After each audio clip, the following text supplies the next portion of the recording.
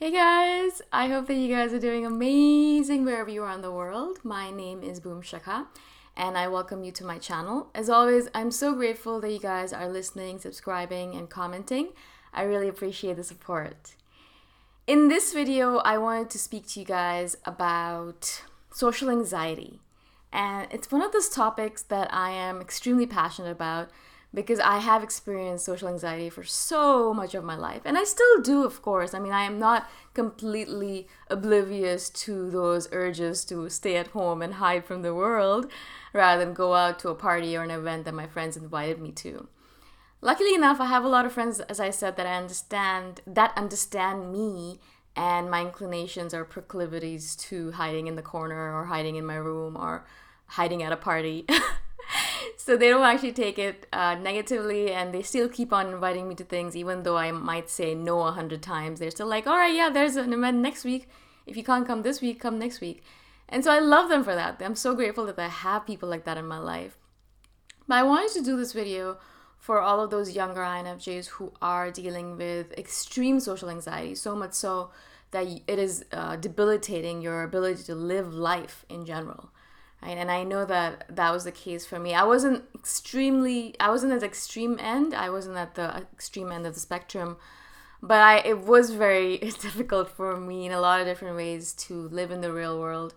And that's why I spent a lot of time in my house, in my room, by myself, doing my own thing, or with my siblings, my parents, because I just could not handle going out in the real world. I think I've spoken about this before, but my social anxiety was so bad that I wouldn't be able to eat in public. Obviously, that was a big one for me. I would be starving. Starving. And we'd be at a picnic or something. And I hadn't eaten all day long because my mom was like busy. So we were like, okay, you're going to eat at the picnic anyway, so don't eat now. And I was like, but I can't eat in public. But I wouldn't be able to say that out loud because my parents didn't know that about me. Or they did, and they just ignored it. I don't know what it was. But I could not do it. I was like, no, maybe today will be different. Maybe today I'll be able to eat in public. And then I'd go and I would literally not be able to take a bite. Like I literally could not pick up a piece of food and put it in my mouth. I was so anxious about the fact.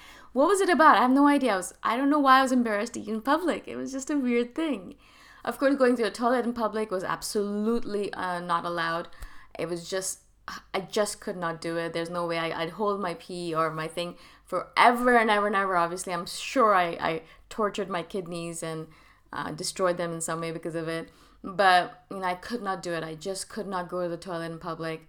Speaking up in public, obviously, public speaking in any shape or form. It doesn't even matter if it was in front of a group of people or in just like one-on-one. It was really hard for me a lot of times just to even speak up, especially if there were people around me. I'm like, what am I doing? Dancing in public was completely no-no. Complete no-no. I could not do it at all. Even just moving in public, like walking in public, and I know that people are watching me, I could not do it. I'd get anxious about it. So, these are some of the few things. There are lots more that I feel uncomfortable sharing. There was a lot of stuff that happened in general that showed me that I was an anxious person, and that kept me from truly, completely living my full, wholesome life, right? Now, thankfully, I can actually give you the report, and this is reported to me by a lot of INFJs who are older and in their 30s, mostly in the 30s and 40s, 50s, obviously, but mostly I think it happens after 30. And so if you are an INFJ in your teens and your 20s, I just wanted to do this video to show you that it is possible and it is absolutely probably going to happen for you as well, that even though you are extremely anxious right now and you have high levels of social anxiety, as soon as you turn 30 or you get into your 30s in general, this social anxiety will pretty much dissipate. Now, I'm not saying it's going to completely disappear, and it hasn't completely disappeared for me. I have moments where I just want to hide in the corner as well. But mostly, for the most part, I would say 95% of it has been completely eliminated for me. And as I said, a lot of INFJs, older INFJs, have messaged me about this because, I've been posting about social anxiety and for you guys. And a lot of them have said, yeah, I used to be socially anxious when I was a child or when I was younger, but as soon as I turned 30 or I got into my 30s, it completely disappeared, or it's not as prominent as it was before. And I thought it was interesting that I had the same experience as well. Now, I don't know what the reasoning for it is exactly. I have my own theories about it, which I might share with you. But I just wanted to really, really emphasize this point that this is not you for the rest of your life. I imagined that this was me for the rest of my life when I was in my 20s or in my teens. Like, this is how I'm going to be for an eternity. And I just felt like such a life sentence. It's a terrible life sentence where you're going to be socially anxious for the rest of your life. I mean, I was like, I can't go out to dinners because I can't eat in public. How is that going to work out? How am I going to go out with my friends? I can't even have a sip of water or a bite of a popcorn thing. I mean, I could not even eat like a little bite, right? It was so debilitating and I was so anxious about it. And so I was like, how am I going to live my life like this, right? Now, of course, as I said, as you get older, social anxiety, for me at least, and for a lot of INFJs, has dissipated and disappeared. And I think that's kind of like a good news thing for you guys. It's a good idea to think about it and to realize this fact, because you're not stuck in that life sentence forever. You're not going to be stuck as a socially anxious person forever. You will eventually learn more about yourself and learn to love yourself and learn to realize that no one's looking at you, no one's thinking about you, no one cares about you. They're mired deep into their own thinking and into their own heads, and no one cares about you as much as you think they care about you, or they're not looking at you. You think they are, but they're not. And so it doesn't really matter, and eventually you're just going to get over it. Yeah. And so I just wanted to really emphasize this point that what you think you are right now is not what you're going to be in the future. Probably a lot different. If I look at myself right now, even as I am, this person that I have become, and I compare myself to how I was in my teens, in my tweens, or in my even my 20s, I am such a different individual in so many different ways. I mean, so many different ways. I just can't even explain to you guys. And this has all happened over a period of time, a long period of time, 20 years or so. But it happened slowly but surely, and I could see the light at the end of the tunnel, and I'm here now. And I am not the same person I was in my teens or in my 20s. And it just feels so gratifying, because if I had not known this, if I just known that, there is a light at the end of the tunnel, and I will get there, and I'm not going to be this crazy person for the rest of my life. And it's okay to be socially anxious right now, because it's just a learning phase. Then I wish, I would have dealt with it a little bit better, right? I wouldn't have been so anxious about being anxious, which is such a weird thing to say. But I was, I'd always be anxious that, oh my God, am I going to be like this forever? And so I really wanted to, as I said, do this video to show you perhaps, and to kind of console you a little bit if you are in this phase in your life, that it is just a phase, all right? You are young, and you are maybe a little bit naive, or maybe just learning about yourself, and you still don't love yourself as much as you can or should. And there's so much that is going to happen in your life that's going to change you completely from the inside out.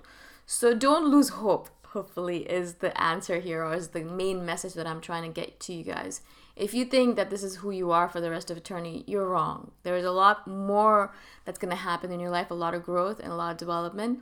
And you're probably going to be sitting in your 30s someday and think to yourself, oh my God, I am such a different person, and I don't feel like that person I used to be in my 20s. I don't feel that same anxiety, and I feel so much more open and different and like I do every single day. And I feel like I'm so grateful that I stuck with it, because obviously suicide or like giving it all up kind of thing was on my mind a lot, because I was like, what is the point of living like this, right?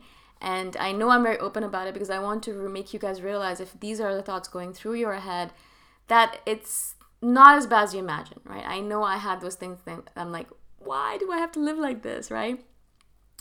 But I'm glad that I didn't end it, and I'm glad I'm still here, because my life in my 30s is the most brilliant life that I could ever live, and I feel so much love for myself, and I'm so grateful that I'm alive, and I'm glad that I did not end it back then when I felt like ending it.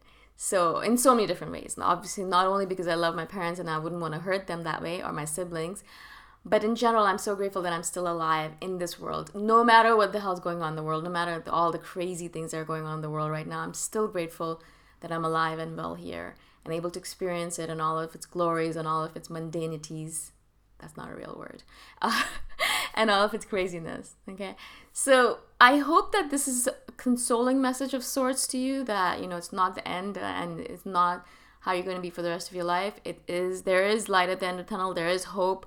And you will probably, because so many INFJs have messaged me saying the same thing, that they're not the same socially anxious person that they were in their younger years. So there's hope. You're probably going to change. You're not going to be like this for the rest of your life. So stick with it. All right. I hope this is a consoling and hopeful message for you, and you're able to inculcate it into yourself and really live the life that you're meant to live in the future. Again, if you guys did not understand something, you can comment below and I'll expound on it, or I'll do another video on it. Obviously, I love doing these videos, so any questions you might have, I'm always ready to do a video on it. And if you guys want to support me further, you can do that by going to my Patreon site. The link is in the description below, and I shall see you guys next time. Bye for now.